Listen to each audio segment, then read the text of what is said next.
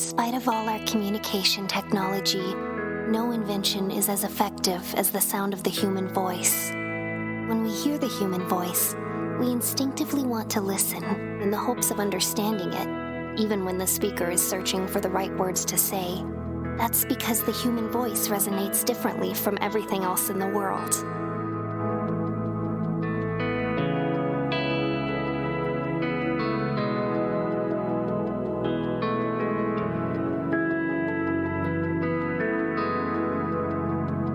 This is the Unmistakable Creative Podcast. Listen in on candid conversations with creative entrepreneurs and insanely interesting people.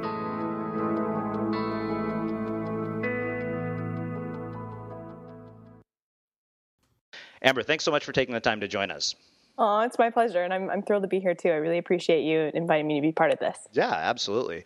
So I'm going to ask you the very first question that I ask everybody, and that is, can you tell us a bit about yourself, your background, and how that has brought you to doing the work that you're doing today? Sure. Wow, where do I begin?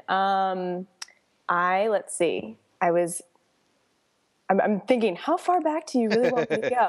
Now, let me actually start with what the kind of overarching why and message that really drives me, and then I can tell a little bit about how I got here. Okay, perfect. So I'm really on a mission to redefine ambition and to shift the conversation from one of getting ahead to one of coming alive. And what I mean by that is, how do we shift from fear-driven to heart-led, from self-doubting to self-expressive, from competitive to collaborative, in control to in the moment, and really, having a draining life to one that's self-sustaining. And this has really been a journey that I've taken myself on, and that I've had the privilege to work with hundreds and thousands of others to help them to make that shift from getting ahead to coming alive. And I'd say, I'll start with a pivotal moment that happened when I was I have no sense of time anymore. I think I was 22, living in San Francisco, and I basically was waking up every day saying, I don't want this life. I don't want this conventional job title. And I should be grateful. And, it was the middle of the recession. I had a job working for a technology startup, yet day in and day out, this life that on the outside to friends and family, they're like, oh, you're on a great track to success. It just didn't resonate with me. And when I tried to talk with people about it, they said, you should be grateful. And I was grateful, but it wasn't working for me. And so I really set out on a journey to, over the past, I think it's been, 4 or 5 years. And really it's been part of my whole life, to really figure out what ambition means to me and to figure out the path that makes me come alive. Mm-hmm. So that's really, the heart and soul of what I do and what I dedicate myself to day in and day out. Mm-hmm. Awesome. I love it. So a ton of stuff there. So let's do this. Let's talk about the journey that has led you to this mission and this message. Because I know there's a ton of stuff that has brought you to this point. Yeah. I think that, so the first moment in the journey was really, the journey before the journey, which was all of the self-doubting and the questioning and the feeling of the pain of really, this is not my life. This is not the life I want to be living. And then making the decision to finally do something about it, which was sparked through a conversation with, a friend, Amit, actually. This was, I think, in 2009. I'm not entirely sure though. Somewhere around there. And I basically sat down with him and told him that, I wanted to follow my heart to New York and really figure out what made me come alive. And he was the first person who really said, you should go do that. And, up until that point, every time when I talked to other people, they would ask me 12 questions and tell me it was the worst idea on earth. So finally to have someone be like, oh, you totally can do it. I trust you and I have faith in you. And why not? Was really refreshing. And so he through that conversation, he pushed me to basically in a 48-hour period, quit my job, sell everything I own, book a one-way ticket to New York, pack my life into one suitcase and to go. And that was really that to me is probably, it's that pivotal moment. And, there was tons of, the journey of leading up to me being a 22-year-old girl obviously influenced that. I was raised by an entrepreneurial mom, and I was starting online magazines when I was 12. I worked with Apple throughout college. So there are a lot of things I think that prepared me to really go. But that was really that first moment in the journey. And then, it was a whole lot of exploring and experimenting and a lot of not knowing what the hell I was doing and falling down a lot and tripping and, standing up stronger and continuing to explore and experiment, and really a lot of ebbs and flows. And so, when I got to New York, so when I decided to do this whole 40-hour move and I got to the airport and I told no one about it. I didn't even tell my mom, and my mom and I are super close. But I knew that she might talk me out of it, even though she's really encouraging of kind of my wild ideas. I thought this one may be a little too much. But I got to the airport, I called her and told her what was going on, and she was very supportive, which was amazing. And then I decided to write basically a blog post about what I was doing, why I was doing it, and basically my whole notion of this journey was I'm going to live for the question of what was I put on this earth to do, and how can I contribute most to this world? And I'm going to give myself the space to experience those answers.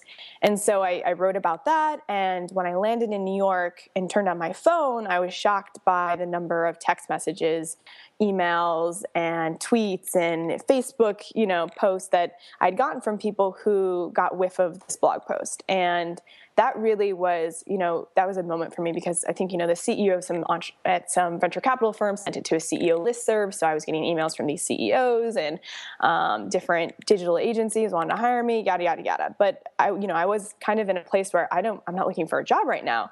I want to just explore and experiment. And so the first thing I really did was I convinced Amit, who he started Photo Jojo.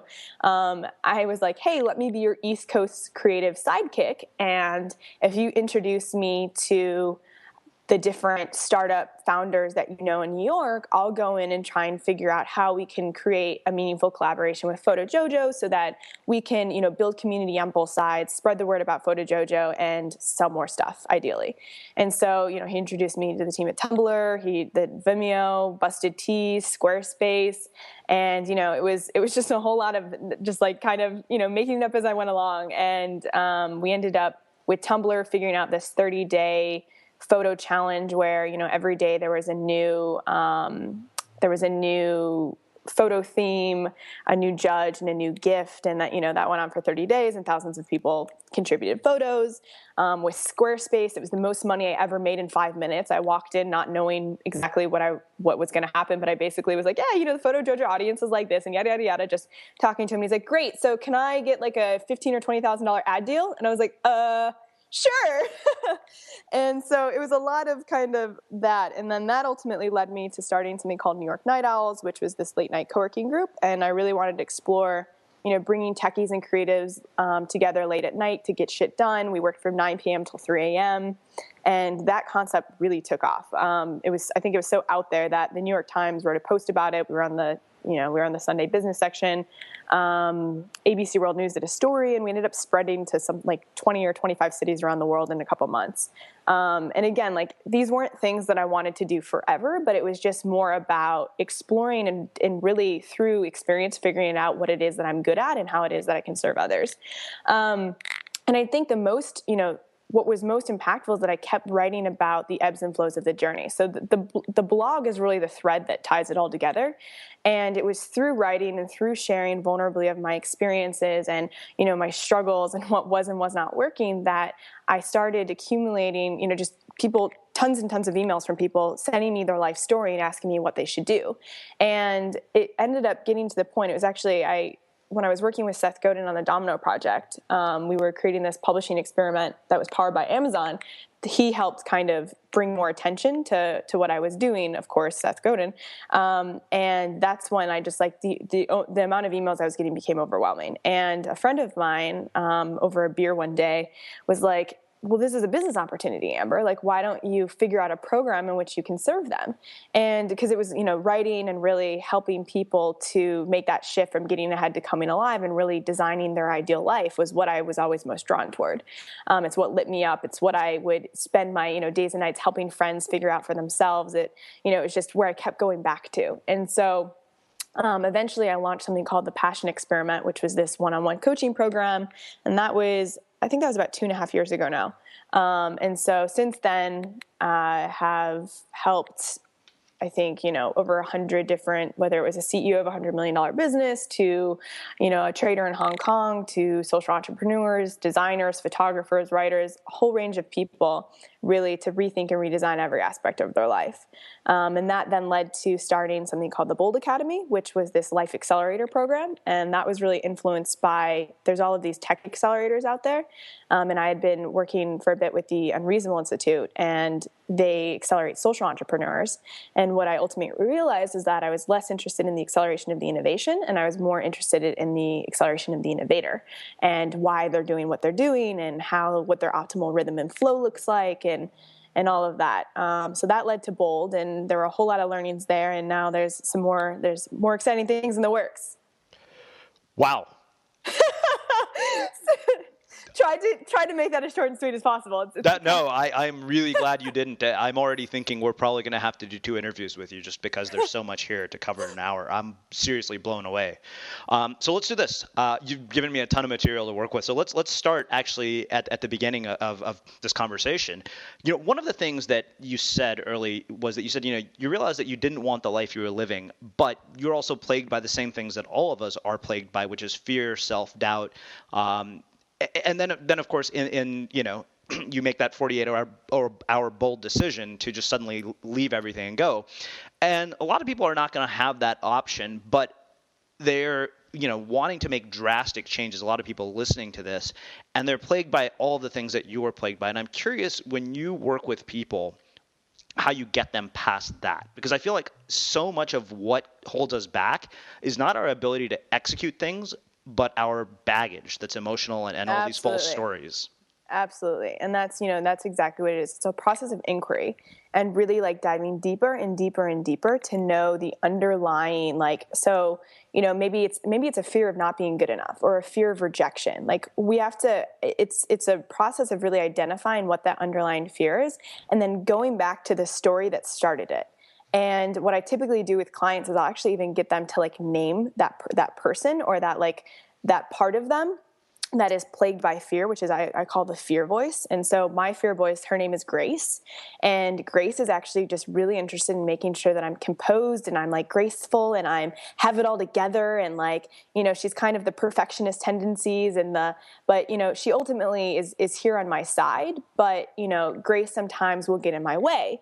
And so I'll help clients to really identify with that fear voice and know where it started and know the memory, what's your first, when was the first moment you didn't feel good enough? And really going there, it's really scary work for some people, but once you get there and once you have that moment and once you can identify it and once you can actually talk to it. So a lot of it is how do you have that conversation with the fear? So, over the last month, I've been putting myself in this writing hole, and I even on my fireplace mantle, I have this mantra, this note that says, get out of the way and let the creative force work through you. Show up at the page and write down what you hear.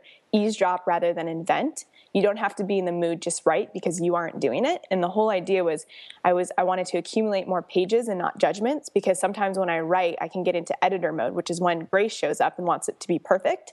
And what happens is that I judge myself before I express myself. And then I don't write anything at all. And so, I think that's a micro example of what I think shows up in other people's lives. And, and so I'll sit and be like, okay, Grace, what is it that you need from me?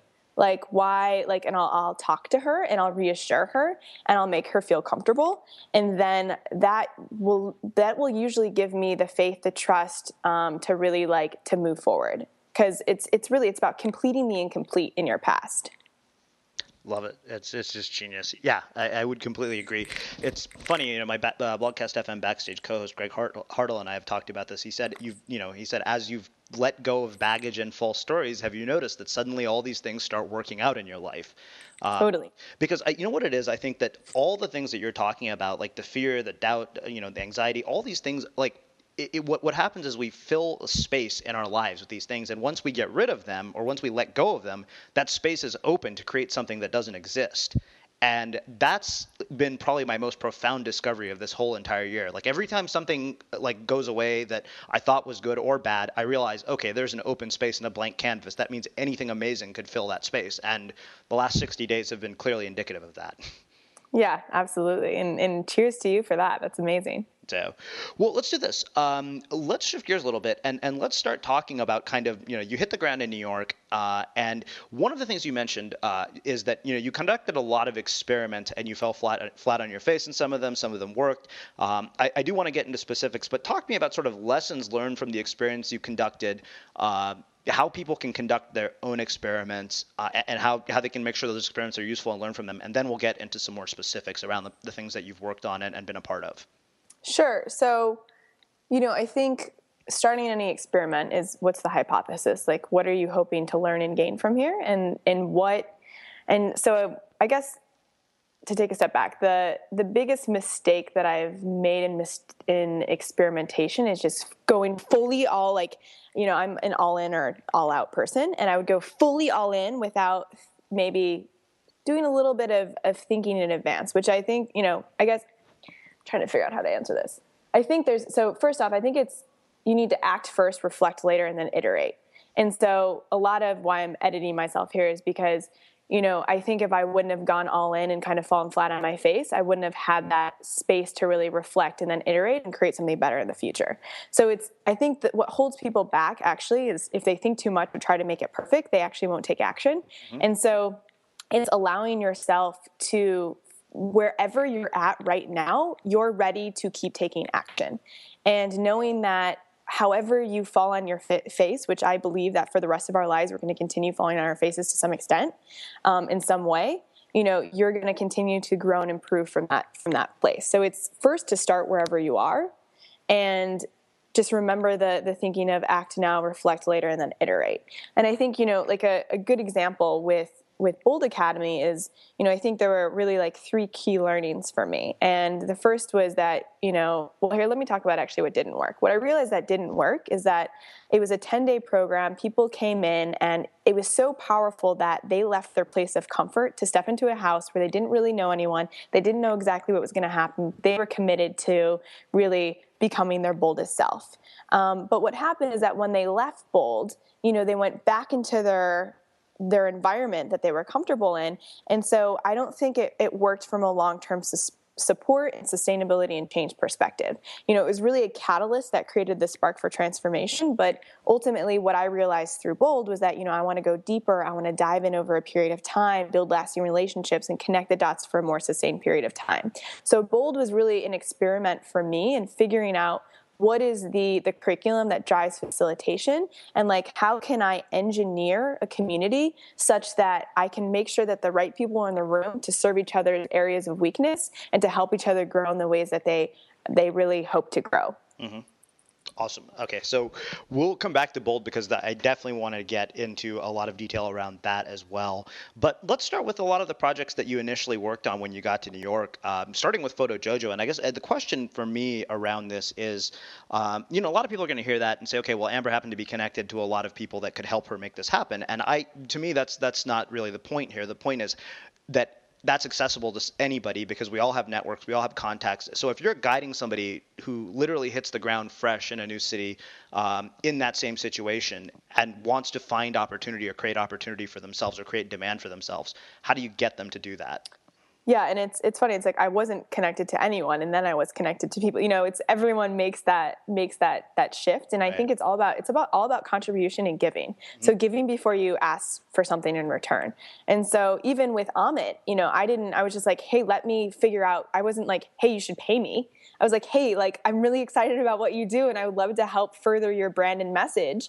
And I accidentally made money along the way, if that makes sense. And it wasn't anything significant, but for me, it was more about how can I add value. Mm-hmm. And that's the number one question to ask yourself. How can you add value to this person? This is actually something Charlie Hone, I learned from him at TEDx because we both spoke at TEDx together. And this is how he got his foot in the door with Tim Ferriss. And so it was basically, and I've actually guided several of my clients with this who, they've worked with Skillshare, different record labels. They've landed like these dream clients all by saying, hey, here are 3 ways that I could see, here are 3 ways that I can see your business improving. Here's how I'd like to contribute. Here's how it works. And I would love to, work for you for free for the next month to see what that looks like, and to, to figure out if there's maybe something further for us, down the line.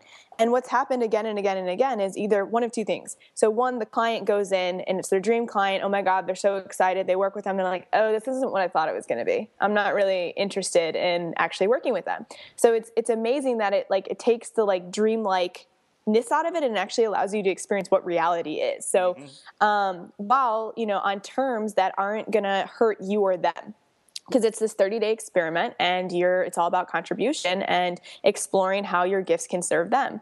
And so, and then the second thing that happens is, oh my God, wow, this is even better than I could have imagined. I'm contributing so much value that they actually want to bring me on and start paying me. And so time and time again, I've seen one of those two things happen. Mm-hmm. Well, it's funny you brought up Charlie, because we've had him here on the show and we've had that exact conversation with him. I'll link it in the show notes for those of you guys listening, because he goes into insane depth of exactly how to do this. So I'll make sure I link that up. And yeah, he's brilliant. One thing I think that you brought up that is absolutely critical that people understand is this dream versus reality mindset. Because I think that it's really easy to think that you want something without really understanding all the things that come with it. Totally. I remember somebody put on Facebook the other day, jokingly said, I want to be Srini when I grow up. And I was like, you want to be 35 and living with your parents? I'm like, I might want to rethink that one. I think that, and I've said this before, I think we judge the package by the wrapping paper because, when we're on social media or any of these platforms, we're presenting the perfect versions of our lives in a lot of ways. And the thing is that I think that it's really easy. I used to think that my dream job would be to end up at a place like Facebook or Google, only to realize I would hate having to go to the same place every day. Totally. So, good point there. Well, let's do this. Let's start talking about New York Night Owls, Domino Project, and the other things. I mean, one of the things that I love about the way you approach this is that there's nothing that is forever is one of the things that you said, and I really appreciate that. And I want to actually start expanding on that. But so talk to me about how, one, the launch and the creation of New York Night Owls, what went into it, and then, how you've brought the lessons from that into each endeavor. Because it seems like in a lot of ways I liken your journey to a wave, like things just keep connecting down the line. Totally. And, not to be super cliche, but Steve Jobs has that quote, you can't connect the dots looking forward, you can only connect them looking behind it, what you've done. And it's amazing now to see oh, that's why that happened. Oh, that makes so much sense now. And, to see how it all intertwines, when in the moment I'm like, where is this going? I am so uncertain. I have no idea. Holy shit, what did I get myself into? Then quickly, this is the point of being alive. And, that whole ebb and flow journey, which I think is forever. Mm-hmm. But so Night Owl is actually, great point, and I've never actually thought about this, and you just illuminated something for me. When I one night I think tweeted that I was working late at night. Is anyone else working? And this guy Alan tweeted back, or somehow we had some exchange on Twitter, and he was a designer and developer, and it got to the point where I was like, hey, I can find the co-working space, because I had a friend of mine who had started Tony Bacigalupo had started Newark City. And I thought, why don't we bring people in late at night? That gives them more foot traffic and it gives them more exposure.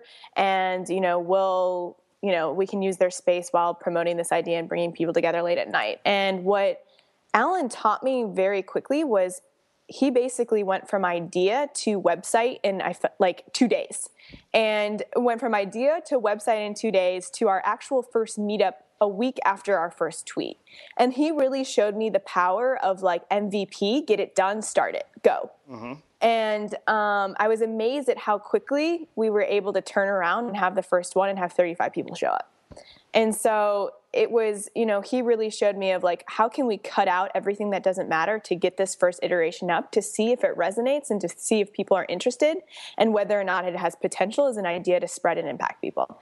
And, I think he was really huge in showing me kind of how that process works, because, what happened is that the idea did take off and really did catch on. It didn't have a clear business model. It wasn't a sustainable in that sense.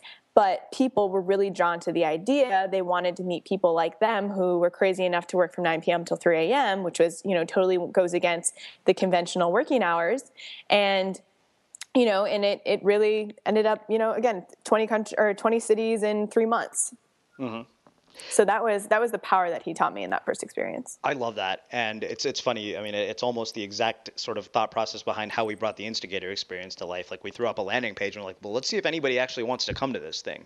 And of course, here we are now. And, I think as of today, when we're recording this, we're almost at 50 paid attendees in full, and there's only 60 spots.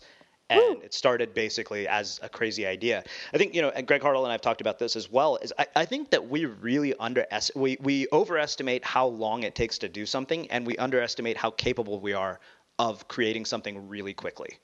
Totally. And that's, I think, again, it kind of takes us back to something we were talking about earlier. It's that whole conversation around fear and self-doubt and moving past it. Yep. So. And one thought there, so I know I mentioned earlier kind of the fear of rejection. Mm-hmm. And so if it's like, if you're self-doubting, or if the root of that is that, oh my gosh, what if people reject me? Like I was actually working with someone yesterday and I said, okay, so your goal this week is to get rejected 5 times, go. And we then identified 5 ways that she could put herself out there and potentially get rejected. And this was less than 24 hours ago and she's already on number 3. Mm-hmm. And it was amazing to see how because like for probably the last 3 weeks, she hasn't been taking action. And finally we were like, okay, let's dig in. We need to go a little deeper because there's something, you are fully capable of taking action and kicking ass because you've kicked major ass in the past. But like, what's preventing you from taking action now? And there's always like one of 2 things. Either our intuition and that procrastination is intuitive hesitation. That tends to be one thing, or it's some deep-rooted fear that we're not conscious of. And what we ultimately identified is that was a deep-rooted fear she wasn't conscious of now, which was all around rejection. And so like, how can you turn it into a game for yourself if you're afraid of getting rejected, if you're afraid of it not being good enough? It's like, okay, so, Seth Godin, ship daily. Mm-hmm. How can you actually put something out every day in order to grow, in order to actually, gain confidence in taking action? Yeah.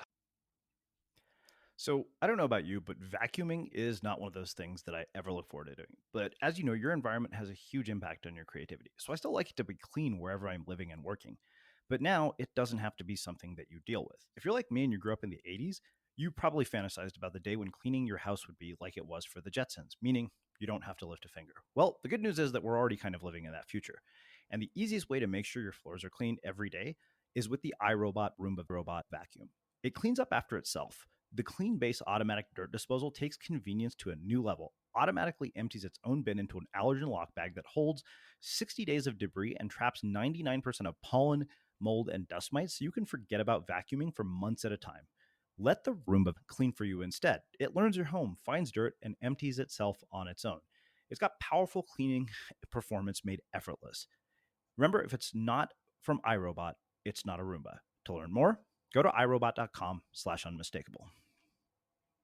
Yeah, no doubt. Well, I think that makes, speaking of Seth, I think it makes a perfect transition to talking about the Domino Project. I mean, I think you're the second Domino Project person I've actually had here. Willie Jackson was the other one. Oh, love Willie. And we've had Seth as well. So I'll link up all of those in the show notes. But so talk to us about kind of, one, how you ended up at the Domino Project, what you did while you were there, and then we'll connect it to kind of where the rest of the journey takes you. Sure. So I was actually introduced to Seth through Derek Sivers, who he is an entrepreneur. He started CD Baby. He's also, he's a programmer, musician, and I really was drawn to his blog and kind of his philosophy around life. And so I think this was right when I moved to New York. I started, sharing his stuff and reblogging some of his posts and adding, my perspective to it. And one day he reached out to me and was like, why don't you come over for tea? And I was like, what? Why is Derek Sivers inviting me over for tea? Okay. So I went over, had tea with him, and he ended up like introducing me to Seth, I think a week or so later. And I ended up getting tea with Seth, which I think was the most nervous I have ever been in my entire life to meet anyone. I suddenly couldn't talk or speak clearly. It was a really interesting experience. And it still makes me, shudder a little bit. But he, so that's how I was introduced. And then I really started following Seth more. And then later that year, the Domino Project was announced. I applied and I was selected for the last round, went in there. And then I was, I think there was 20 of us. And then he picked 7 of us. And I'm still to this day, I'm not sure if Derek actually said, hey, you should, if he like referred me, or actually how that happened. But yeah, that's how it all went down. Cool. So talk to me about the things that you did. I mean, a couple of things I'll ask about. One is the application process for the Domino Project, mainly because I'm always interested in looking. I think this must have happened in Domino Project was in 2010, right? If I remember correctly. Yes. Okay, so I remember Seth saying one thing very specifically. He wanted people who weren't looking for a job, because he told me this when I interviewed him. He said, yeah, he's like, people who are looking for a job are like people who want to live forever. So I'm curious kind of, what you felt was the sort of standout of your application, like what allowed you to stand out? Because I'm sure there are tons of people vying for these opportunities to work with him. And then what you actually did while you were there, like the role that you held, and then we'll talk about kind of how that's influenced everything going forward. Sure. What stood out in my application? I don't know, to be honest, but I would guess that at this point I had, made that leap, and I had started the New York Night Owl. So we saw that I could spread ideas. It went on to the New York Times and ABC. So he saw that, I think he probably saw, okay, this girl knows how to, and I worked with Apple throughout college. I was their evangelist, and I helped bring our university to number 3 in sales of 467 universities. And so I'm going to guess that it was the combination of those experiences and perhaps how I responded to, because the interview questions, I don't remember them now, but they were so random. It was like something about a turtle and I don't even know, like that, like 2 animals are in a race and who wins or something. And like one was about, if you had a superpower of flying or being invisible. Like they were like just really random. And so I don't know if it was anything in my responses or just like a combination of experience and then, what happened in person. Mm-hmm. So I'm going to guess it was some of the experiences that he thought could add value to what we were creating, which is ultimately books are about spreading ideas. Mm-hmm.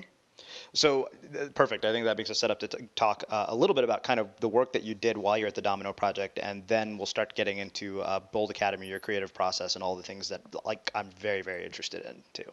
Sure. So my role at Domino was I was their chief evangelist, and basically I was responsible for figuring out how can we spread this idea as far as possible, the idea of the author.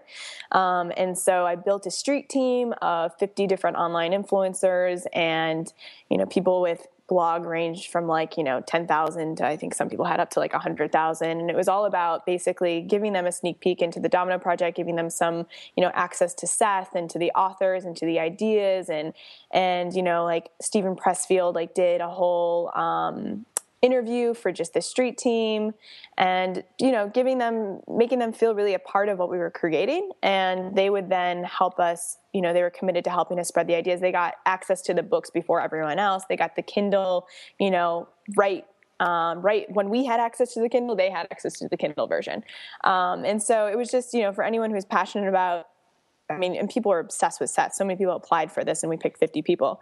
But it was for anyone who's passionate about books and ideas and any of Seth's work, this was an opportunity for them to really, feel involved. And so, what would happen is that every, when a book went live, they were committed to, posting an Amazon review, which having 20 Amazon reviews by noon is a good sign, for the book. And then it was other, different digital strategies for the different authors and helping them really figure out how can we get people talking, sharing, and buying the book? Mm-hmm. Was ultimately what my role is. And then I was also the CEO, which was talk about full circle. Derek Sivers then ended up becoming one of our authors. And I then was the CEO of his book, and it was Anything You Want. And it was amazing working with him. Very cool. So a couple of questions around this, around tactics. You talked about talking, sharing, and getting people to buy, which really, getting ideas to spread. I think that's kind of the core of what everybody who's listening to this is trying to accomplish in some form or another, whether they're selling a physical product, whether they're selling services, or whether they're selling digital goods. I'm curious, what are the lessons that apply, to the world that we're living in today, in terms of how we make ideas spread? When you're guiding somebody on how they make their ideas spread, how do you, what advice do you have for them? Yeah, I think the one thing that I'm most passionate about in terms of spreading the idea is the actual message of it, and really nailing that message. And in part, that's the vulnerability and the deep authenticity piece. and getting that person to be comfortable with sharing and allowing themselves to be seen, all sides of them, because that's what makes them human, and that's what people can relate to. Mm-hmm. And so Derek did an amazing job with that. His book was, Anything You Want. It was basically about 33, I think it was 33, some number, mistakes that he had made in the path to entrepreneurship and in the path of selling his business for $30 million.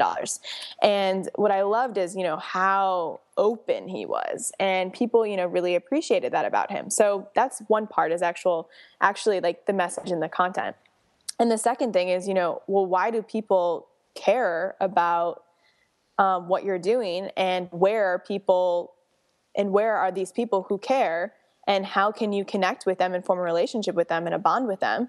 And then how can you show them something that creates value for them? So it's all about, the value creation piece. But, I'm not super into internet marketing tactics and all of that. Part of it feels inauthentic to me. Mm-hmm. But, for example, we reprinted Ralph Waldo Emerson's book, Self-Reliance. And for that, we ended up doing a 30-day writing challenge where every day a new influencer online shared a writing prompt. And it took it was crazy how many people. I think 7,000 people ended up signing up in the first week. It was insane. It was totally unexpected. And we took them on this 30-day journey of really getting in touch with their inner self, and really bringing the concepts of the book, of Ralph Waldo Emerson's book, to life, and matching that with different influencers and more contemporary people who resonated with the ideals of Ralph Waldo Emerson. And, one day something went wrong with one of the prompts not going out, and Willie, who was in charge of this, was like, oh my God, I'm getting he would get so many emails, where's the prompt today? And so it's really building something that people wanted and craved and needed. And through that, actually then linking to the book, which, was this, it was almost something that would inspire their journey of self-reliance. So that's it. That's an example. Beautiful. You're speaking my language. And I love that you brought up you're not a big fan of internet marketing tactics, because neither am I. And this is a big part of why I wanted to have you here, because I knew just from the way you write, I had a feeling this is kind of what our conversation would be like. So that actually, to me, makes a perfect setup to tying a lot of these sort of threads together. One of the things you said is that, the blog is sort of where it ebbs and flows from. And through all of this, speaking of messages, you kind of came to this core idea of redefining ambition and redefining the meaning of it to coming alive. And so a couple of questions around that in terms of one, you looked at all these threads, and obviously this is not the easiest question to answer, but it seems like you got a lot of clarity from all these different things that you've done. And I love that you said that the blog is sort of where it ebbs and flows, but you're not limited by that one thing. It's not the one and only thing that defines you. You have all these other projects. So two things I'm curious about. One is how you come to or arrive at this mission and message of yours, and how other people do it. And then how you escape being defined by that one thing. Like, you're not just a blogger. You're not just the CEO of the Bold Academy. You have all these projects, which somehow the Seth influence to me hasn't been lost here. Now I can see where it's coming from when I'm talking to you. And it's strange, because I think that we have this idea that we're forever defined by this one thing that we do. And as a result, we hang on to it for dear life. Totally. Yeah. And I think, to answer your second question first, it's not about what I do. The what I do changes, but the why is super consistent. Mm-hmm. And this is, Simon Sinek, he wrote the book Start With Why. No one cares what, and they don't buy, or they don't care what you do. They care why you do it. And, I think what is also important, but the why has been, if you look at anything that I've done, the why I'm doing it always matches and grows and deepens and expands as I'm evolving as a human being. And so, I think at one point it was to help people realize their full potential. But I was like, no, that's not really it. And as I more and more experiences, it was around human potential. It was around transformation. And then it was actually, so to answer your first question, I met with this woman, Sam Horn, who's brilliant, and she's known as the intrigue expert, and she's actually the mother of a good friend of mine, Andrew Horn. And she has this whole thing called the eyebrows test, where within 10 seconds you can know whether or not someone's interested in your idea by their eyebrows. And if you actually go to her website, I I think it's intrigueagency.com. You can watch a video of her where she helped someone who, they were like in the medical device field and they could not for the life of them explain their message or what the value or the pitch of the product was. And she helped her nail the pitch, which was something like, imagine that, something like there's 1.8 million needles that are used every day. Imagine, I'm not going to say this right, but 1.8 needles used every day.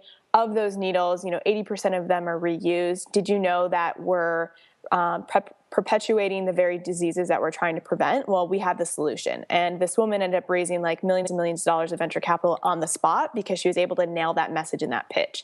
And actually, I went through a period this summer where I literally, like, if I don't have clarity around that message, I literally feel like a lost puppy because I'm such a message person. And I was having a hard time, like, really articulating what is it, this shift that I'm trying to create.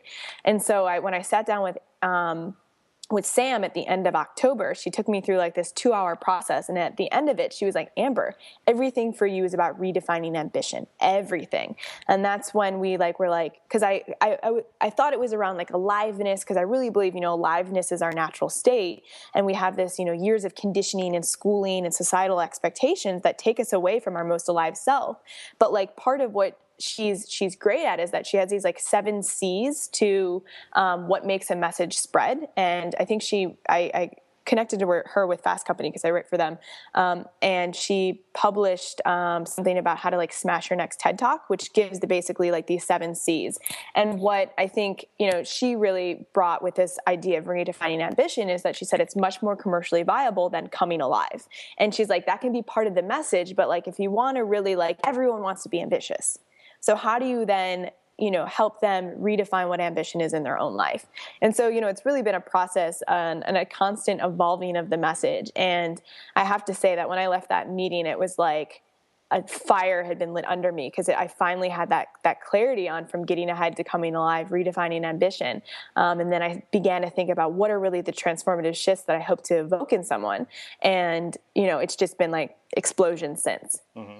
Well, I love this because to me, one of the things that I think is fascinating about the way you approach this is there's like this central message or central ethos, but everything else that you work on is an expression of that.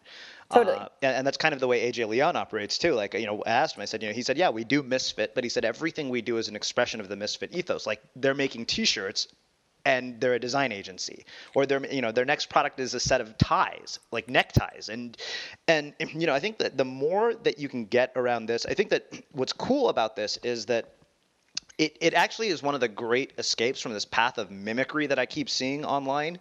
Is like, to me, how we escape this mimicry epidemic is to get a message or get this ethos down and then express ourselves in different ways. Because I think what's happened as a byproduct of the fact that we get so much advice and best practices from people online is we just copy it and we don't add our own sort of ingredients into it. Whereas once you can do whatever you want with that message. And I think that has been lost. That's like not nearly as much of part of the conversation in the online world as I think it needs to be.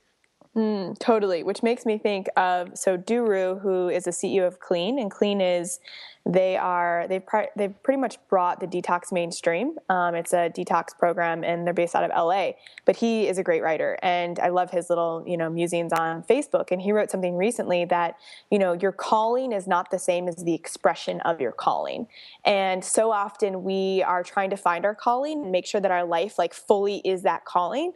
And he gave a great anecdote about how his calling is really community. And he's Indian. He grew up with a family that was really focused on, family and community and bringing people together. And so that's his calling, but he's not necessarily leading some community. He's, the CEO of this clean product. And through that, he's able to facilitate community and bring people together. So this project is an expression of his calling. And so I see people get caught up in trying to make their calling everything that they do, when it's knowing that calling, knowing that message, knowing the why, and then making your life a representation of that. Love it. I think it's genius. I mean, it's funny to think about kind of all the things that I've created this year, like the Instigator Experience. I had Simon Sinek here, and he said that my why is I'm completely enamored and obsessed with people who are good at unusual things. And then he said, look at it. He said, that's what you do. You find, like, that's the story of our show, hence the reason the name, The Unmistakable Creative. And it's interesting because, I look at the Instigator Experience, I look at the Art of Being Unmistakable. Each one of them is an expression of what I'm trying to put out into the world. So speaking of expression, I want to start talking about, I want to spend a little bit of time talking about your creative process and your writing, because like I said at the beginning, to me, you have one of the most poetic voices on the internet. Everything you write is just beautiful. And I love what you were talking about earlier when you said, we get in a space of judging our words when we're creating. So I'd love for you to talk about sort of your creative process, how you've developed such a compelling voice that stands out above the noise, and what other people can learn from that. Sure. Yeah. Well, if I look at my writing, I've been writing for a while. Literally, I was a 5-year-old girl that had 17 journals in my drawer next to me. And now I'm a 28-year-old woman that has 17 journals on the table next to me. And so it's been a process of consistency and just continuing to get in. For me, it's all been like getting in touch with my inner voice. And so I'd say, in terms of my creative process and my creative rhythm, there's probably 4 things. The first is really showing up. And that's the simple of scheduling it and prioritizing it. If it's not on my calendar, it's not going to get done. And so from when I typically wake up around 9 a.m. till noon, I have nothing on my calendar. And that's when I really do my morning ritual. I grab my green juice, shot of wheatgrass, I light a fire, I turn music on. So that actually goes into the second thing, which is ambiance and energy, which like for me, it's music, candles, fire. That I have this cat, I have this mantra on my fireplace. It's creating the environment that makes me feel alive. And then showing up to actually perform the task and prioritizing it and knowing that Tuesday, Wednesday, and Thursday are typically my super creative days. And so typically I don't schedule any appointments. I'm making a special exception for you. And everything goes in rhythm. So like November was I literally met with close to no people because I was in this hole of finishing basically the final touches on a book that I'm working on. And, I really have to focus on that. But now that I've kind of, close that chapter, I'm able to open myself up a little more. So that's the showing up piece. And then, the third is really a process of, I think so often people focus on the output, which the output is what the outcome you want is. And I've found that focusing on the input is just as powerful. So it's this balance of taking in and letting out. And so taking in is like knowing what is going to spark me to write like a mad woman. And I know it's a few things. Like if I am reading a book on psychology or human behavior, or I love memoir pieces, I'm going to read something that connects all the dots in my brain and makes me start writing like crazy. And so, it's knowing what really inspires and influences you. And also I have weekly dates with myself where I love The Artist's Way, which is a great book for tapping into your highest creative potential.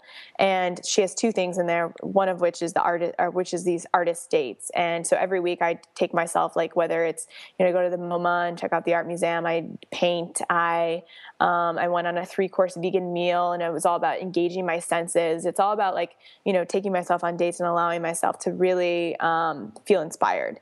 And then I also do morning pages, which is every day I'll write 3 pages handwritten. And that's really about getting the ego out of the way. And again, connecting with that inner wisdom. And really that's a space for me to talk to my doubts. And all of these characters have showed up in my life now. I have Mama Jenny, who's this 80-year-old Black woman who is my soul sister and biggest fan. I have no idea. And then I have Grace, who is this fear voice. And so I've started actually naming these characters because it allows me to have a dialogue with them. And it really helps with they're almost my guardian angels with my creative process.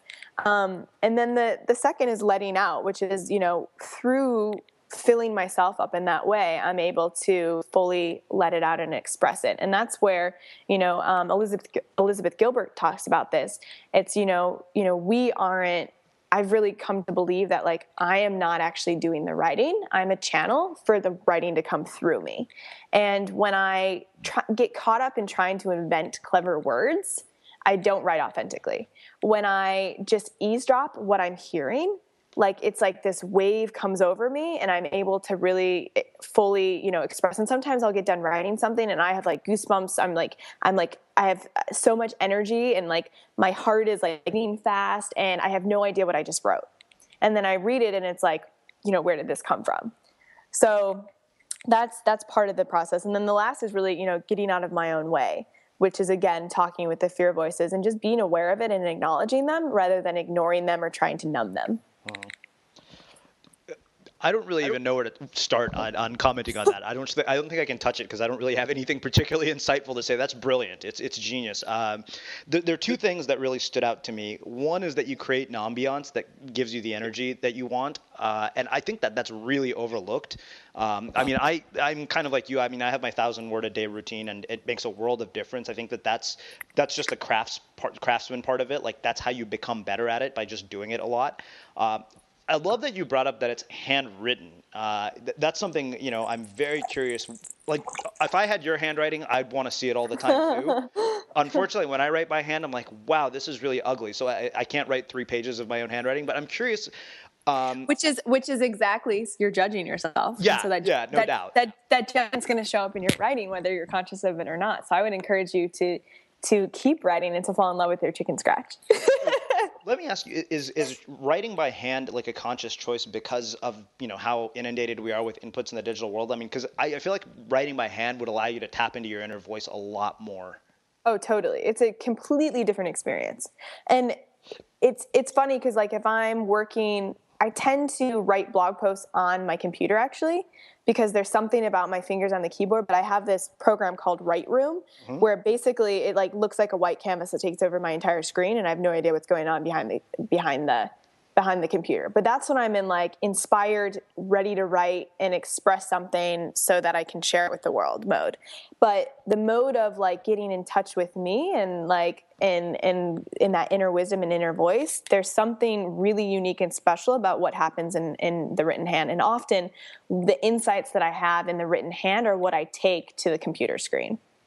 I love it. I think I'm going to have to crack open my moleskin again. I've stopped that habit after, I definitely have done it. And I noticed some of my best ideas definitely have come from stuff I've written by hand. The Instigator Experience literally started in my moleskin. So definitely value in that. I no question in my mind. Amber, this has been amazing. I got to say, I am really, really glad we got to have you here. I'm like 98% positive, like actually forget 100% positive. We're going to bring you back because I don't think we can do justice to your story in one interview. There's just so much here. It's really mind blowing. And so I'm going to close with my final question, which you've probably heard me ask Nisha and Danielle since those are the interviews you listen to. There's like, I look at the world and one of the things that I keep seeing is there's a sort of dichotomy between people on the web. People who all have the same resources, but people who accomplish at the level that you do or that, people like Seth do or people like Danielle do, and then the people who don't quite get there. And what I'm curious about is what you think distinguishes those two groups. What are you giving? Would be my question. How are you contributing? What are you giving? Rather than focusing on what you can get or where you need to go. Letting go and surrendering to the fact that you have no idea where you're going, because honestly, I could have never imagined or predicted the path that I've come down. Never. Like I couldn't have in my imagination come up with what's happened over the last 5 years in the life that I wouldn't have pictured this. And it's better than what I could have imagined. And it all was focusing on how can I give to others and what do I have to contribute. And if you don't know, to continue to find gaps that interest you and to offer your services to close those gaps for other people and to start there. And through that, to build and to build and to build until you have something that, is a full expression of you. Yeah, I love it. I couldn't agree more. I think that once you make that shift to, what is it that you're providing for other people. And, James Altucher talks about this. He's like, you just give and give and give, and with no idea what you're going to get back in return. And you don't know when either. But what I can tell you from my own experience is that it'll blow your mind.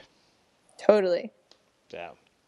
Well, I think that makes a perfect way to wrap up our conversation. Amber, first off, let me say it's been my absolute pleasure to have you here. You have been fantastic and poetic, which is no surprising at all to me considering your writing. And I can't thank you enough for taking the time to join us and share some of your insights with us. Yeah, absolutely. It's been my pleasure to be here. All right. And for those of you guys listening, as I've mentioned at the beginning of the show, check out our new website. Lots of things have probably changed since 2013. Visit the instigatorexperience.com. We might have a few more tickets left, and we will wrap the show with that. Thanks for listening in on another candid conversation at The Unmistakable Creative. Embrace your inner misfit. Express your creative voice. And remember, the goal isn't to live forever, but to create something that will.